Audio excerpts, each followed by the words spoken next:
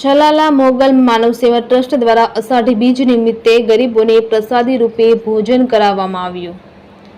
છલાલા ઝોપડપટ્ટી વિસ્તારમાં રહેતા તમામ ગરીબોને પોતાના ઘરે જઈ નાના મોટા તમામ વ્યક્તિઓને ભોજન કરાવવામાં આવ્યું। આ મોગલ માનવ સેવા ટ્રસ્ટની અને પૂજારી રાજુભાઈ જાનીની અવિરત સેવાને છલાલાની તમામ જ્ઞાતિના લોકોએ બિરદાવી હતી। ભૂખ્યાને ભોજન, ટુકડો ત્યાં હરી ઢુકડો, આ સૂત્રને સાર્થક કરતું એકમાત્ર છલાલાનું મોગલ માનવ સેવા ટ્રસ્ટ અને શિવ સાઈ ગ્રુપ છે। રિપોર્ટર બિપિનભાઈ રાઠોડ, છલાલા।